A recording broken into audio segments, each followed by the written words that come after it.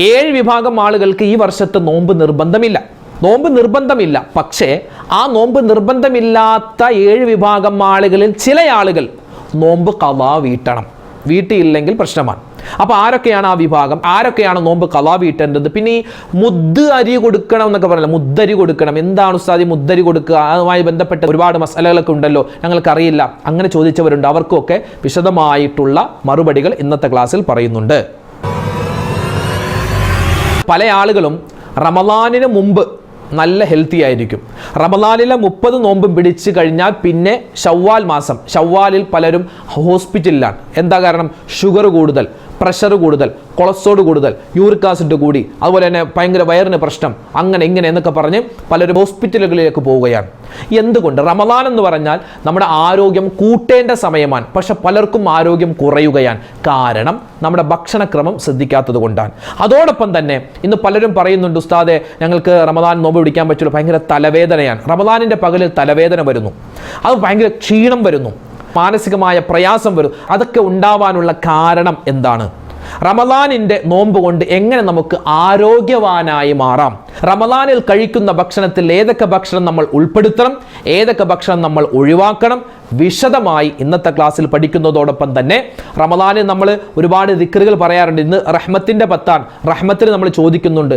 ഇന്നത്തെ ക്ലാസ്സിൽ മഹത്തുക്കൾ പഠിപ്പിക്കുന്ന ഒരു അല്ലാഹുവിൻ്റെ ഇസ്മുകൾ ചേർത്തിട്ടുള്ള ഒരു ദുആയുണ്ട്. ഈ ദുആ പറഞ്ഞാൽ ഒരുപാട് നേട്ടങ്ങളാണ്. ഏതാണ് ആ ഇസ്മുകൾ ചേർത്തിട്ടുള്ള ഒരു ദുആ? അതും ഇൻഷാ അല്ലാഹ് വിശദമായി ഇന്നത്തെ ക്ലാസ്സിൽ കേൾക്കാം. അല്ലാഹു റബ്ബുൽ ഇസ്സത്ത് ഈ കേൾക്കുന്നതോടൊപ്പം തന്നെ നമുക്കത് ജീവിതത്തിൽ പ്രാവർത്തികമാക്കാനും തൗഫീഖ് തന്ന് അനുഗ്രഹിക്കട്ടെ. ആമീൻ. അപ്പോൾ വീഡിയോയിലേക്ക് കടന്നാലോ? മറ്റുള്ളവർക്ക് എത്തിച്ചു കൊടുക്കാൻ വിട്ടുപോകരുതേ. അസ്സലാമു അലൈക്കും വറഹ്മത്തുള്ളാഹി വബറകാതുഹു. ബിസ്മില്ലാഹിർ റഹ്മാനിർ റഹീം. അൽഹംദുലില്ലാഹി റബ്ബിൽ ആലമീൻ. വസ്സലാത്തു വസ്സലാമു അലാ സയ്യിദിനാ മുഹമ്മദിൻ വഅലാ ആലിഹി വസ്വഹ്ബിഹി അജ്മഈൻ. അമ്മാ ബഅദ്. പ്രിയം നിറഞ്ഞ ഉമ്മമാരെ, ഉപ്പമാരെ, അല്ലാഹു റബ്ബുൽ ഇസ്സത്ത് പടച്ചവൻ നമ്മൾ റമളാനിൽ പിടിക്കുന്ന നോമ്പുകൾ, അതുപോലെ തറാവീഹ് നമസ്കാരങ്ങൾ, മറ്റ് സൽക്കർമ്മങ്ങളെല്ലാം അല്ലാഹു റബ്ബുൽ ഇസ്സത്ത് എന്തെങ്കിലുമൊക്കെ പോരായ്മകൾ ഉണ്ടെങ്കിൽ അതെല്ലാം പരിഹരിച്ച് റബ്ബ് ഖബൂൽ ചെയ്ത് അനുഗ്രഹിക്കുമാറാവട്ടെ. ആമീൻ യാ റബ്ബൽ ആലമീൻ. പ്രിയമുള്ള മുഅ്മിനീങ്ങളെ, പരിശുദ്ധമായ റമളാനിൻ്റെ സുന്ദരമായ രാവുകളാണ്. റഹ്മത്തിൻ്റെ 10 അൽഹംദുലില്ലാഹ്. അല്ലാഹുമ്മർഹംനി യാ അർഹമർ റഹീമീൻ എന്ന പുണ്യമായ ആ ഒരു ദുആ നമ്മൾ ഒരുപാട് വട്ടം പറയണം. അല്ലാഹുവിൻ്റെ റഹ്മത്ത്, കരുണയാണ് നമുക്ക് ഒരുപാട് വേണ്ടത്. അതുപോലെ അഷ്ഹദു അല്ലാ ഇലാഹ ഇല്ലല്ലാഹ് അസ്തഗ്ഫിറുല്ലാഹ് അസ്അലുക്കൽ ജന്നത വ അഊദു ബിക മിനന്നാർ. ആ പുണ്യമായ ആ ഒരു ദിക്ർ അത് മറന്നു പോകാൻ പാടില്ല. റമളാനിൽ എല്ലാ സമയത്തും അധികരിപ്പിക്കേണ്ട ആ ഒരു ദിക്ർ. പിന്നെ നമ്മുടെ സുന്നത്തായ കാര്യങ്ങളൊക്കെ നമ്മൾ ശ്രദ്ധിക്കുക. ഒരു ചെറിയ സുന്നത്ത് ചെയ്താൽ തന്നെ ഒരുപാട് പ്രതിഫലമാണ്.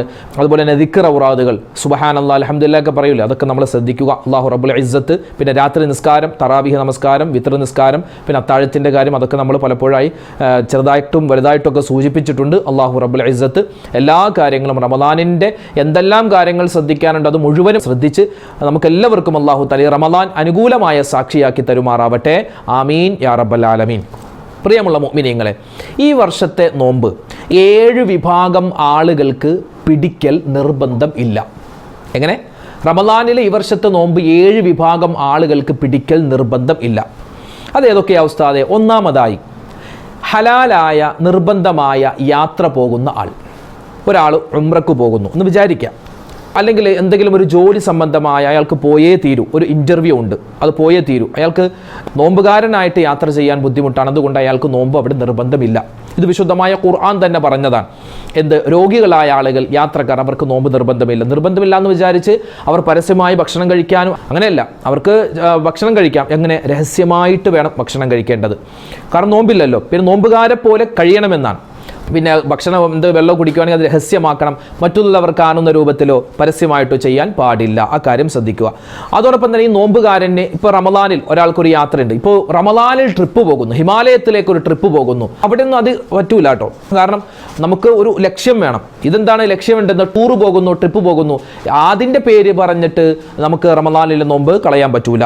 ഇത് നമുക്കൊരു എന്താ പറയുക, അത്യാവശ്യമുണ്ട്, അത്യാവശ്യ ഘട്ടമാണ്. അങ്ങനെയാണെങ്കിൽ ഇപ്പോൾ റമളാനിൽ ആർക്കും നോമ്പ് പിടിക്കേണ്ട, എല്ലാവരോടും ടൂർ റമദാനായി എല്ലാവരും ടൂറ് പോയി അപ്പോൾ നോമ്പ് വേണ്ട, അങ്ങനെയല്ല പറഞ്ഞത്.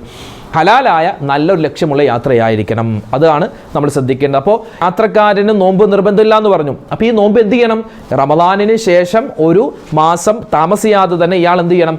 എത്രയാണോ നോമ്പ് പിടിക്കാത്തത് ആ നോമ്പ് വേഗത്തിൽ തന്നെ ഖളാ വീട്ടുകയും വേണം. അത് നിർബന്ധമാണ് കേട്ടോ, ഖളാ വീട്ടണം നിർബന്ധമാണ്. ഇതാണ് ഒന്നാമത്തെ ആള്. രണ്ടാമത്തെ വിഭാഗം എന്ന് പറഞ്ഞാൽ നിത്യരോഗിയാണ്, എപ്പോഴും അസുഖമാണ്, എപ്പോഴും അസുഖം. അതായത് മരുന്ന് എപ്പോഴും കഴിക്കുന്നുണ്ട്, നോമ്പ് പിടിക്കാൻ പറ്റൂല. നോമ്പ് പിടിക്കുക എന്ന് പറഞ്ഞാൽ മരുന്ന് കഴിക്കാതിരുന്നാൽ ശരീരം ക്ഷീണിച്ച് ചിലപ്പോൾ മരണത്തിലേക്ക് വരെ പോവാം. അല്ലെങ്കിൽ എന്താണ്, ഭയങ്കര ക്ഷീണമാണ്, എപ്പോഴും രോഗമാണ്, പല അസുഖങ്ങളാണ്. അയാൾക്ക് നോമ്പ് പിടിക്കാൻ പറ്റൂല, ആയിക്കോട്ടെ കുഴപ്പമില്ല, അയാൾക്ക് റമദാനിന് നോമ്പ് പിടിക്കേണ്ട, രോഗിയാണല്ലോ. പിന്നെ ഇയാൾ എന്ത് ചെയ്യണം? ചിലപ്പോൾ ഇനി രോഗങ്ങളൊക്കെ മാറിക്കഴിഞ്ഞാൽ ഇയാൾ ആ എത്രയാണോ നോമ്പ് പിടിക്കാൻ പറ്റാതിരുന്നത് ആ നോമ്പ് ഖളാ വീട്ടണം. ചില ആൾക്കാരുണ്ടാകും അവർക്ക് നോമ്പ് ഖളാ വീട്ടാനും പറ്റൂല, നോമ്പ് ഖളാ വീട്ടാനും പറ്റൂല. അങ്ങനെയുള്ള ആളുകൾ എന്ത് ചെയ്യണം? എത്രയാണോ നോമ്പ് പിടിക്കാൻ പറ്റാതിരുന്നത്, ചിലപ്പോൾ ഇനി റമദാൻ മൊത്തം നോമ്പ് പിടിക്കാൻ പറ്റാതിരുന്ന് കാണും. അങ്ങനെയാണെങ്കിൽ എത്രയാണോ നോമ്പ് പിടിക്കാൻ പറ്റാതിരുന്നത് അതിനനുസരിച്ച് ഒരു നോമ്പിന് 650 ഗ്രാം ഏകദേശം അരി അത് മുദ്ദായിട്ട് പാവപ്പെട്ട ആളുകൾക്ക് കൊടുക്കേണ്ടതുണ്ട്.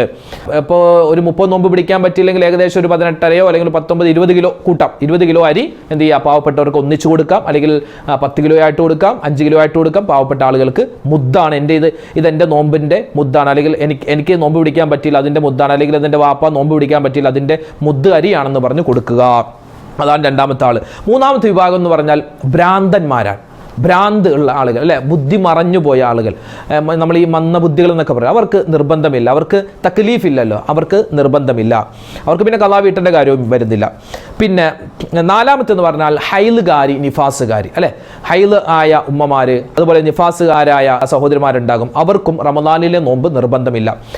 പിന്നീട് അവർ എന്ത് ചെയ്യണം? ഖളാ വീട്ടൽ, എത്രയാണോ നോമ്പ് നഷ്ടപ്പെട്ടു പോയത് അത് ഖളാ വീട്ടൽ നിർബന്ധമാണ് കേട്ടോ. പിന്നെ മറ്റൊരു വിഭാഗം അഞ്ചാമത്തെന്ന് പറഞ്ഞാൽ ഗർഭിണികളായ ആളുകൾ, അല്ലെങ്കിൽ മുലയൂട്ടുന്ന ആളുകൾ.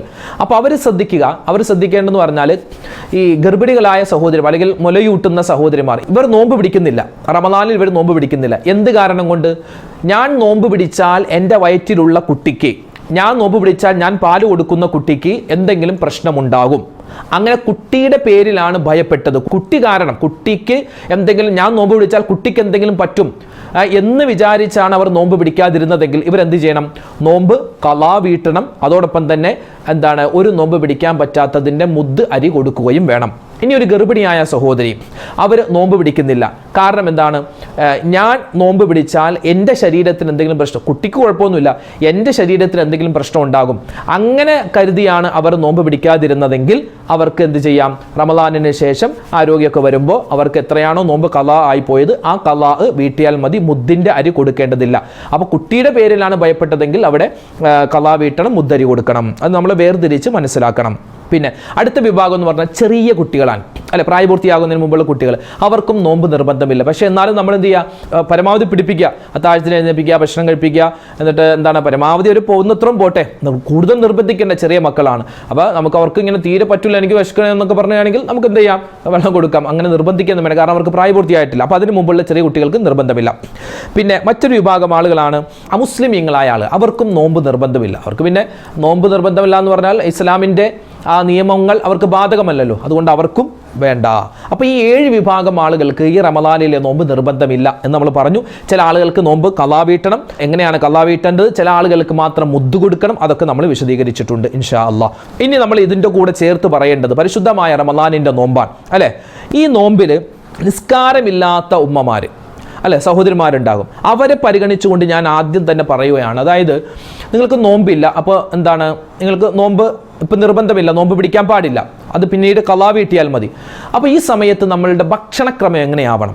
നിങ്ങൾ എന്ത് ചെയ്യണം? പരസ്യമായിട്ട് ഒരിക്കലും ഭക്ഷണം കഴിക്കാൻ പാടില്ല. എന്താ ചെയ്യേണ്ടത്? രഹസ്യമാക്കണം.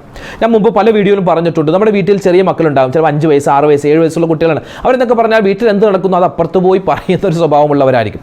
അപ്പോൾ നമ്മൾ അവരുടെ മുന്നിൽ വെച്ചൊക്കെയാണ് അവർക്ക് ഭക്ഷണം കൊടുക്കുന്നു, നമ്മളും കഴിക്കുന്നു. അപ്പോൾ അപ്പുറത്ത് പോയിട്ട് പറയും, എനിക്ക് ഉമ്മച്ചി ചോറ് വാരിത്തുന്നു, ഉമ്മയും തിന്നു, ഞാനും തിന്നു, അങ്ങനെയൊക്കെ പറയും. അങ്ങനെയൊക്കെ ഒരുപാട് സംഭവം ഉണ്ടായിട്ടുണ്ട്. അപ്പോൾ അതുകൊണ്ട് മക്കൾ പോലും കാണാതെ രഹസ്യമായിട്ടാവണം എന്താണ് ഭക്ഷണം കഴിക്കുവാണെങ്കിൽ കഴിക്കേണ്ടത്. പിന്നെ പുറത്ത് നമ്മൾ എന്ത് ചെയ്യുക? നോമ്പുകാരെ പോലെ ആയിരിക്കണം ഉണ്ടാവേണ്ടത്. അത് നമ്മൾ പ്രത്യേകം ശ്രദ്ധിക്കണം. പരസ്യമായിട്ടൊന്നും വീടിൻ്റെ വെളിയിലൊക്കെ ഇരുന്നിട്ട് അല്ലെങ്കിൽ കടയിൽ പോയിരുന്നിട്ടൊന്നും ഭക്ഷണം കഴിക്കാൻ പാടില്ല. അത് പ്രത്യേകം ശ്രദ്ധിക്കണം. ഒരു ജൂതനായ മനുഷ്യൻ അയാൾ തൻ്റെ കുട്ടിയുമായിട്ട് ഇങ്ങനെ പോവുകയാണ്. അപ്പോൾ കുട്ടിയായിട്ട് പോയി ഒരു കടയിൽ ചെന്നപ്പോൾ കുട്ടിക്ക് എന്തോ ഒരു മധുരം വാങ്ങിച്ചു കൊടുത്തു. കുട്ടി എന്ത് ചെയ്തു, അപ്പം തന്നെ അത് പൊളിച്ചിട്ട് പരസ്യമായിട്ട് ആ റോട്ടിൽ നിന്ന് തന്നെ ഇങ്ങനെ കഴിക്കുകയാണ്. അപ്പോൾ ഉടൻ തന്നെ ഈ ജൂതനായ സഹോദരൻ എന്ത് ചെയ്തു, കുട്ടിയിൽ നിന്നും മിഠായി വാങ്ങിച്ചു. എന്നിട്ട് പറഞ്ഞു, മോനെ ഇങ്ങനെ കഴിക്കരുത്. അപ്പം എന്ത് പറഞ്ഞു, എന്താ ഞാൻ കഴിച്ചാൽ?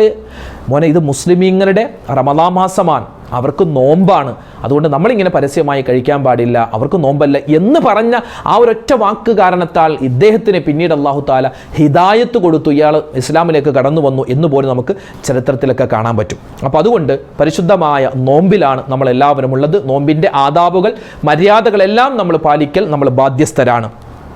ഈ നോമ്പുമായി ബന്ധപ്പെട്ട് പലർക്കും ഒരുപാട് സംശയങ്ങളുണ്ടാകും.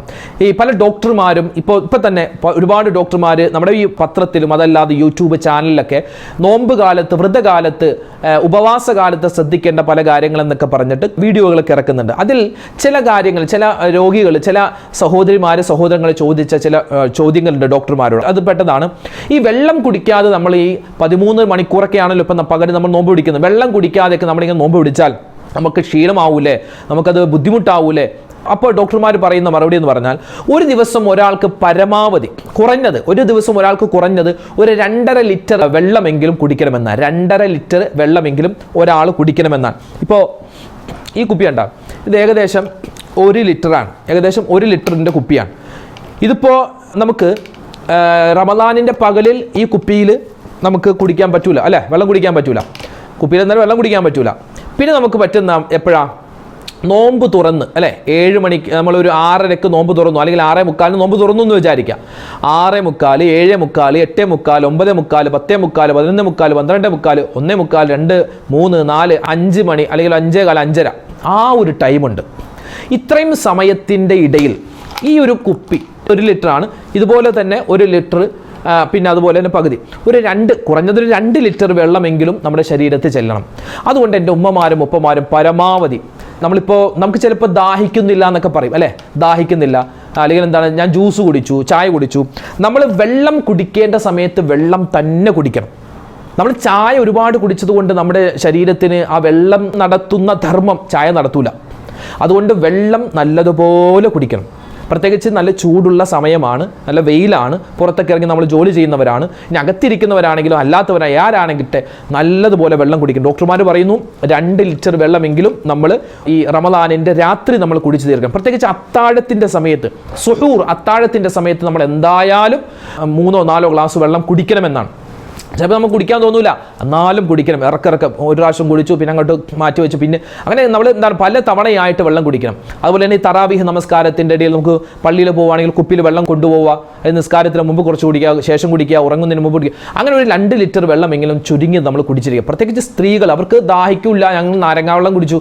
നാരങ്ങാവെള്ളമൊന്നും നമ്മുടെ വെള്ളം കുടിയിൽ പെടൂല, അതൊക്കെ കുടിച്ചു ഒരു ആശ്വാസത്തിന് വേണ്ടി, പക്ഷെ അത് വെള്ളം കുടിയിൽ പെടൂല. അത് പ്രത്യേകം നമ്മൾ ശ്രദ്ധിക്കേണ്ടതുണ്ട്. പിന്നെ മറ്റൊരു കാര്യം, ഈ മരുന്നുകൾ ഉപയോഗിക്കാം. എങ്ങനെയാണ് മരുന്നുകൾ റമദാനിൻ്റെ പകലിൽ നമുക്ക് മരുന്ന് ഉപയോഗിക്കാമോ? അതായത് കണ്ണിൽ ഇറ്റിക്കുന്ന മരുന്ന് നമുക്ക് ഉപയോഗിക്കാം, കുഴപ്പമില്ല. കണ്ണിൽ എന്തെങ്കിലും അസുഖമുണ്ട്, അപ്പോൾ കണ്ണിൽ നമുക്ക് മരുന്നിറ്റിക്കാം. ചെവി എന്ന് പറഞ്ഞാൽ അത് തുറന്ന ദ്വാരമാണ്, ചെവിയിൽ മരുന്നിറ്റിച്ചാൽ നോമ്പ് മുറിയും. മൂക്കിലൂടെ മരുന്നിറ്റിച്ചാൽ മൂക്കിൻ്റെ ഉള്ളിലൂടെ ഇങ്ങനെ ചെന്ന് അത് ഉള്ളിലേക്ക് കടക്കും, അപ്പോൾ അത് നോമ്പ് മുറിയും. അതുപോലെ തന്നെ വായ, അതുപോലെ തന്നെ ഗുഹയാവയവങ്ങൾ, അവിടെയൊക്കെ കൂടി എന്തെങ്കിലും ഉള്ളിലേക്ക് പ്രവേശിച്ചാൽ നോമ്പ് മുറിയും. കണ്ണിൽ നമുക്ക് മരുന്നിറ്റിച്ചാൽ നോമ്പ് മുറിയില്ല.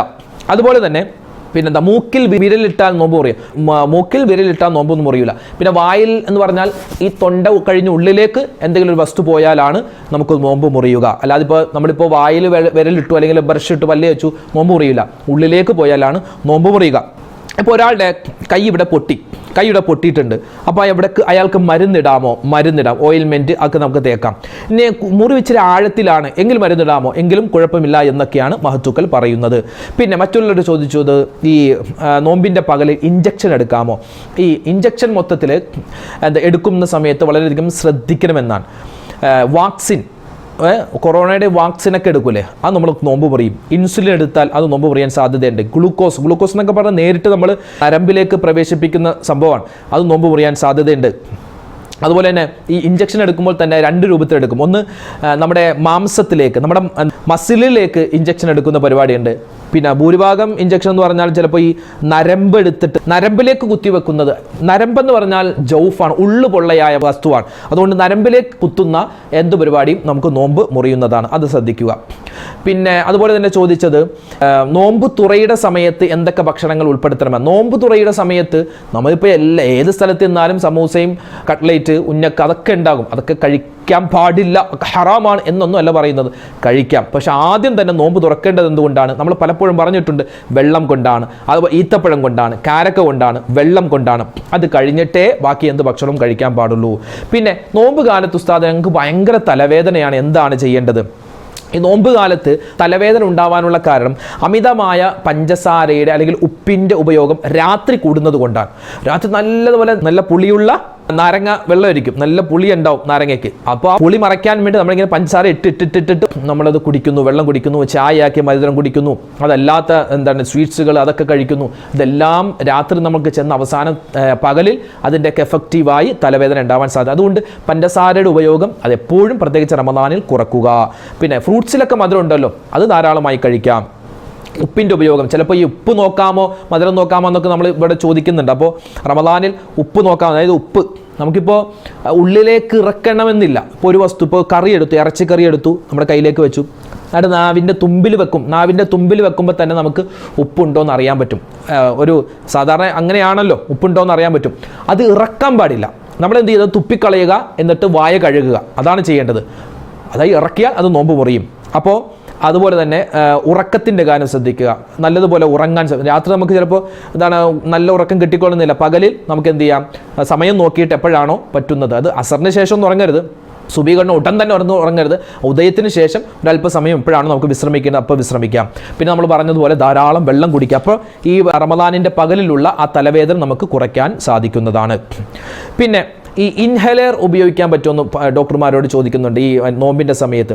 വിക്സ് ഇൻഹൈലറുണ്ട്, അത് ഈ ശ്വാസ തടസ്സമൊക്കെ ഉണ്ടാകുമ്പോൾ നമ്മളിങ്ങനെ വലിക്കുക, മൂക്കിലേക്ക് വായിലേക്കൊക്കെ വെക്കുന്ന ഒരു ഐറ്റമാണ്, ഒരു ചെറുത്. അത് ചിലപ്പോൾ ഗുളിക പൊടിച്ചിട്ട് നമുക്കത് മരുന്നായിട്ട് ഉപയോഗിക്കാം. ചില ആൾക്കാർ പൊടിയാൽ, അതാണെങ്കിൽ നോമ്പ് പറയും. ഉള്ളിലേക്ക് ചുമ ഗ്യാസാണ്, ഇങ്ങനെ അടിക്കുമ്പോൾ ഗ്യാസാണ് പോകുന്നതെങ്കിൽ കുഴപ്പമില്ല. അപ്പോൾ അത് ശ്രദ്ധിക്കുക. അത് ഡോക്ടർമാരോടൊക്കെ പലരും ചോദിക്കുന്നതാണ്, അതിന് കിതാബിലൊക്കെ വ്യക്തമായി മറുപടി അതിനകത്തുണ്ട്. അപ്പോൾ ഇതൊക്കെയാണ് നമ്മൾ ഈ ആരോഗ്യ സംബന്ധമായി നോമ്പിൻ്റെ പകലിൽ അതുപോലെ രാത്രിയിലൊക്കെ ശ്രദ്ധിക്കേണ്ടത്. ഡോക്ടർമാരോട് പലരും ചോദിക്കുന്ന ചോദ്യങ്ങളാണ്. അത് ഞാൻ എൻ്റെ ഉമ്മമാർക്കും ഉപ്പമാർക്കും പറഞ്ഞു തന്നു എന്ന് മാത്രം.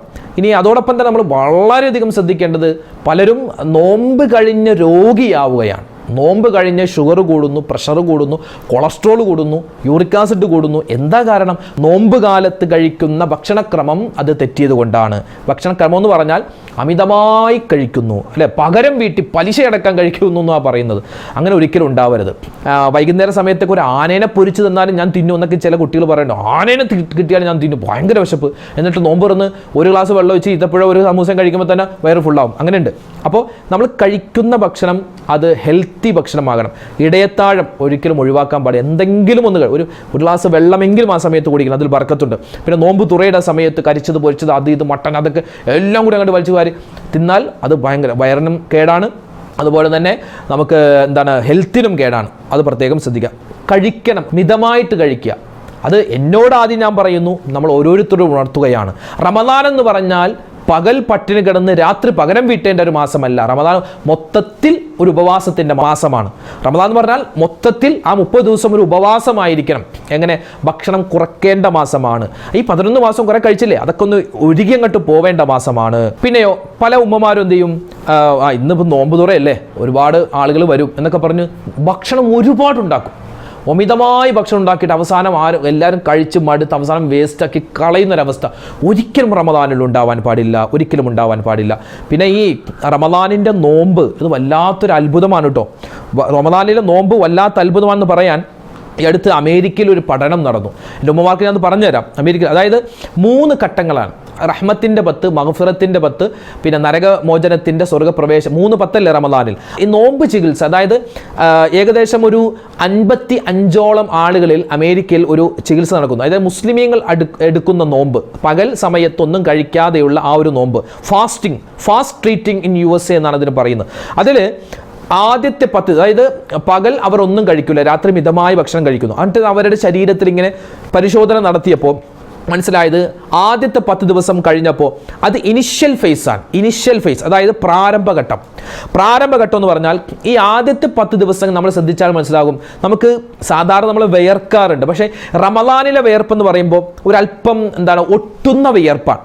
അധികം വിയർപ്പുണ്ടാകും, ഒട്ടുന്ന വിയർപ്പായിരിക്കും. പിന്നെ നമ്മുടെ നാവിലൊക്കെ ഒരു വെളുത്ത പാട് പോലെ കാണും, വായിൽ ചെറിയ ദുർഗന്ധമൊക്കെ ഉണ്ടാവും അല്ലേ.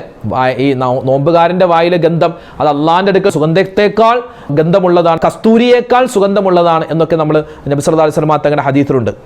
അതെന്താണ്? നമ്മുടെ വായിലുള്ള അഴുക്കുകൾ പുറത്തേക്ക് തള്ളുന്നതാണ്. ഈ നാവിൽ ഒരു വെളുത്ത പാടുണ്ടാകും. റമദാനിൽ നമ്മൾ പല്ല് തേക്കൽ കുറയ്ക്കരുത്. ചില ആൾക്കാർ അത്താഴത്തിന് കഴിഞ്ഞ് നല്ലപോലെ ബ്രഷ് ചെയ്യും, എന്നിട്ട് പിന്നെ സുബഹി കഴിഞ്ഞ് കിടന്നുറങ്ങും, ളുഹർ കഴിഞ്ഞ് ഉറങ്ങും, പിന്നെന്താണ് അവർ പല്ല് തേക്കൂല. അങ്ങനെയല്ല, നമ്മൾ എപ്പോൾ പല്ല് തേച്ചാലും ഒരു ളുഹറിന് മുമ്പുള്ള സമയത്ത് നമ്മൾ എന്തായാലും ഒന്ന് ബ്രഷ് ചെയ്യൽ നല്ലതാണ്. ളുഹറിന് ശേഷം കറാഹത്താണ്, ളുഹറിന് മുമ്പുള്ള സമയത്ത് ഒന്ന് ബ്രഷ് ചെയ്യൽ നല്ലതാണ്. ബ്രഷ് ചെയ്യൽ മാത്രമല്ല, നാക്കൊന്ന് വടിക്കലും നല്ലതാണ്. അത് പ്രത്യേകം ശ്രദ്ധിക്കുക. കാരണം ഈ നോമ്പ് പിടിച്ച് നമ്മുടെ ശരീരത്തിലുള്ള മോശം ബാക്ടീരിയകളും മോശപ്പെട്ട മൃതകോശങ്ങൾ അതൊക്കെ പുറത്തേക്ക് തള്ളുന്ന അവസ്ഥയാണ്. അതുപോലെ തന്നെ റമദാനിൻ്റെ രണ്ടാമത്തെ 10 എന്ന് പറഞ്ഞാൽ പ്രോഗ്രസീവ് ഫേസാണ്, പുരോഗമന ഘട്ടമാണ്. ശരീരത്തിലുള്ള മാലിന്യങ്ങൾ നിർമ്മാർജ്ജനം ചെയ്യുന്ന പുരോഗമിക്കുന്ന ഒരു സമയമാണ്. അതായത് നമ്മുടെ ശരീരത്തിലുള്ള കൊഴുപ്പുകൾ, കഫത്തിൻ്റെ ശല്യം, അനാവശ്യമായ മൃതകോശങ്ങൾ ഇതെല്ലാം ശരീരം പുറന്തള്ളുന്ന സമയമാണ്. അപ്പോൾ എന്ത് ചെയ്യണം? റമദാനിൽ വെറുതെ ഞങ്ങളുടെ നാട്ടിൽ പറയും ഒളാക്കിക്കുളി എന്ന് പറയും. ഒളാക്കിക്കുളി അതായത് വെറുതെ വെള്ളം ഒഴിച്ച്, വെറുതെ സോപ്പ് തേച്ച് പിന്നെ വെള്ളം ഒഴിച്ച് പോരും. അതാണ് ഞങ്ങളുടെ നാട്ടിൽ അങ്ങനെ ഒളാക്കിക്കുളി എന്ന് പറയും. അത് മറ്റു നാടുകളിൽ എന്ത് പറയുന്ന അറിയില്ല. അതായത് വെറുതെ ഒരു കാക്കക്കുളി എന്ന് പറയും. കാക്കക്കുളി വെറുതെ ഒന്ന് വെള്ളം ഒഴിച്ച് പോകും. അങ്ങനെയല്ല, റമദാനിലെ കുളി എന്ന് പറഞ്ഞാൽ നല്ല തേച്ചുരുമി കുളിക്കണം. കാരണം ശരീരത്തിൽ മൃതകോശങ്ങൾ, മോശപ്പെട്ട ബാക്ടീരിയ എല്ലാം ശരീരത്തിൻ്റെ ഈ ത്വക്കിൽ വന്ന് അടിയും. അപ്പോൾ അത് നമ്മൾ തേച്ചുരുമി കുളിച്ചാലാണ് അത് ശരിയാവുക. മൂന്നാമത്തെ റിക്കവറീസ് ഫേസ് എന്നാണ്. ശരീരത്തിൽ അനാവശ്യമായ മുഴുവൻ അഴുക്കുകളും പോകും. മൂന്നാമത്തെ 10 ആകുമ്പോൾ മാനസികമായ ഒരു ഉണർവ്, ടെൻഷൻ, വിഷാദമൊക്കെ മാറുന്ന ഘട്ടമാണ് റമദാനിൻ്റെ മൂന്നാമത്തെ 10. ഞാനിത് പറഞ്ഞത് വിശുദ്ധമായ റമദാനിൻ്റെ ആദ്യത്തെ 10 ദിവസങ്ങളിലാണ് നമ്മളുള്ളത്. ഇനി മഗ്ഫിറത്ത് വരുന്നു, അതുപോലെ തന്നെ നരകമോചനത്തിൻ്റെ 10 വരുന്നു, അതുപോലെ സ്വർഗ്ഗപ്രവേശനത്തിൻ്റെ 10 വരുന്നു. അൽഹംദുലില്ലാ, ഈ സമയത്തൊക്കെ നമ്മൾ എന്ത് ചെയ്യുക? നല്ലതുപോലെ ദുആരക്കുക. അഷ്ഹദു അല്ലാ ഇലാഹ ഇല്ലല്ലാഹ് അസ്തഗ്ഫിറുല്ലാഹ് അസ്അലുക്കൽ ജന്നത വഅഊദു ബിക മിനന്നാർ. ആ പുണ്യമായ ദുആ നമ്മൾ പറയാറുണ്ട്. അതോടൊപ്പം തന്നെ അല്ലാഹുമ്മർഹംനി യാ അർഹമർ റഹീമീൻ, ആ ഒരു പുണ്യമായ ദിക്ർ. അതോടൊപ്പം തന്നെ ഒരു ഇസ്മു നമ്മൾ മറന്നു പോകരുത്. അല്ലാഹുവിൻ്റെ റഹ്മാനിയത്തും റഹീമിയത്തും എടുത്തെടുത്ത് ചോദിക്കുന്ന ഒരു ഇസ്മാണ്. യാ റഹ്മാനു യാ അല്ലാഹ്, യാ റഹീമു യാ അല്ലാഹ്, ഇർഹംനാ യാ അല്ലാഹ്. അതൊരു ദുആയാണ്. മഹത്തുക്കൾ പറയുന്നൊരു വാചകമാണ്. ഈ റമദാനിൻ്റെ ആദ്യത്തെ 10 എന്തായാലും നമ്മൾ പറഞ്ഞിരിക്കണം.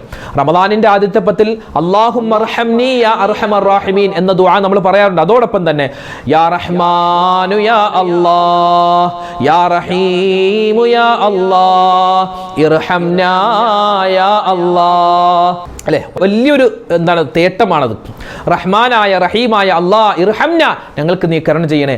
യാ എന്ന് പറഞ്ഞേ, യാ റഹ്മാനു യാ അല്ലാഹ്, യാ റഹീമു യാ അല്ലാഹ്, ഇർഹംനാ യാ അല്ലാഹ്. ഒന്നുകൂടി, യാ റഹ്മാനു യാ അല്ലാഹ്, യാ റഹീമു യാ അല്ലാഹ്, ഇർഹംനാ യാ അല്ലാഹ്. ഇതൊരു ദുആയാണ്. അപ്പം ബാക്കി റമദാനിൻ്റെ ദിക്റുകളും ദുആകളൊക്കെ പറയുന്നതോടൊപ്പം തന്നെ അള്ളാഹുവിൻ്റെ 2 ഇസ്മുകൾ ചേർത്തിട്ടുള്ള ഈ അത്ഭുതമായ ദുആയും നമ്മൾ മറന്നു പോകാൻ പാടില്ല. ഇൻഷാ അല്ലാഹ് റമദാനാണ്, ഒരുപാട് കാര്യങ്ങൾ നമ്മൾ ശ്രദ്ധിക്കേണ്ടതുണ്ട്. നമ്മുടെ ഇബാദത്തിൻ്റെ കാര്യം, നമ്മുടെ ഭക്ഷണത്തിൻ്റെ കാര്യം, നാവിൻ്റെ കാര്യം ശ്രദ്ധിക്കുക, സൂക്ഷിക്കുക. പിന്നെ മറ്റുള്ളവരുള്ള പെരുമാറ്റം, പിണക്കങ്ങളൊക്കെ മാറ്റി എല്ലാം റാഹത്താക്കുക. ഒരു നല്ലൊരു പുതിയൊരു ജീവിതം നമ്മൾ തുടങ്ങുകയാണ് ഇൻഷാ അല്ലാഹ്. അല്ലാഹു റബ്ബുൽ ഇസ്സത്ത് ഈ റമദാൻ നമുക്ക് അനുകൂലമാക്കി തരുമാറാവട്ടെ. എല്ലാ നന്മകളും, റമദാനിൽ എന്തെല്ലാം ശ്രേഷ്ഠതകളും മഹത്വങ്ങളും ഒരുപാട് പ്രതിഫലങ്ങളൊക്കെ ഉണ്ടോ അത് മുഴുവനും അല്ലാഹു തആല നമുക്ക് തരട്ടെ.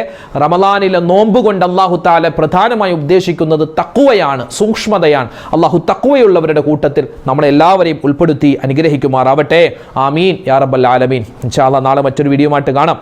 അല്ലാഹു റബ്ബുൽ ഇസ്സത്ത് ഈ പരിശുദ്ധമായ റമദാനിൽ നമ്മൾ ചെയ്യുന്ന ഒരുപാട് ഇബാദത്തുകളെല്ലാം അല്ലാഹു തആല ഖബൂൽ ചെയ്യുമാറാവട്ടെ. നമുക്കെല്ലാവർക്കും അല്ലാഹു ഖൈറായ ഒരു ജീവിതം നൽകി അനുഗ്രഹിക്കുമാറാവട്ടെ. റമദാൻ അനുകൂലമായി സാക്ഷി പറയുന്നവരുടെ കൂട്ടത്തിൽ റബ്ബ് നമ്മളെ ഉൾപ്പെടുത്തുമാറാവട്ടെ. ഒരുപാട് ആളുകൾ ഒരുപാട് വിഷമത്തിലാണ്, സങ്കടത്തിലാണ്. അല്ലാഹുവേ, ആരെല്ലാം എന്തെല്ലാം വിഷമ പ്രയാസത്തിലാണോ, ഈ റമദാനിൻ്റെ ബറക്കത്തുകൊണ്ട് അവരുടെയും ഞങ്ങളുടെയും എല്ലാ വിഷമ സങ്കടങ്ങളും നീ മാറ്റിത്തരണേ അല്ലാ. ഹലാലായ നല്ല ഉപജീവന മാർഗം തരണേ അല്ലാ. ഞങ്ങൾക്ക് എല്ലാവിധ വിജയത്തിൻ്റെ കവാടങ്ങളും തുറന്നു തരണേ അല്ലാ. ആമീൻ യാ റബ്ബൽ ആലമീൻ. അസ്സലാമു അലൈക്കും വറഹ്മത്തുള്ളാഹി തആല വബറകാതുഹു. ഇന്നത്തെ വീഡിയോയുടെ എൻഡ് സ്ക്രീനായി നമ്മൾ പരിചയപ്പെടുത്തുന്ന അടുത്ത വീഡിയോ തറാവീഹ് നമസ്കാരവുമായി ബന്ധപ്പെട്ടിട്ടുള്ള ഒരു വിശാലമായ ചർച്ചയാണ്.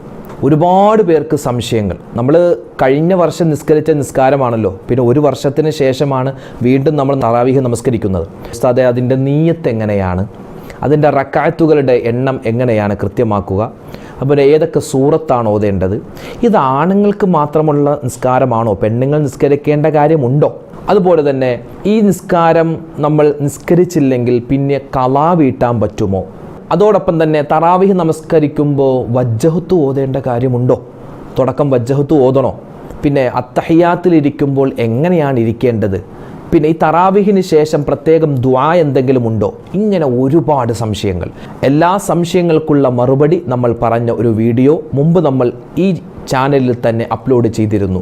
ആ വീഡിയോ കാണാൻ ഈ കാണുന്ന യൂട്യൂബ് ലിങ്കിൽ നിങ്ങൾ ക്ലിക്ക് ചെയ്യുക. ഇതിൽ തറാവീഹ് നമസ്കാരത്തെപ്പറ്റി മാത്രമല്ല വിത്ർ നിസ്കാരവുമായി ബന്ധപ്പെട്ട ചില കാര്യങ്ങൾ കൂടി നമ്മൾ പറഞ്ഞിട്ടുണ്ട്. അപ്പോൾ ഈ വീഡിയോ കാണാൻ ഈ കാണുന്ന യൂട്യൂബ് ലിങ്കിൽ ക്ലിക്ക് ചെയ്യുക. ഇത് മറ്റുള്ളവർക്ക് കൂടി എത്തിച്ചു കൊടുക്കുക.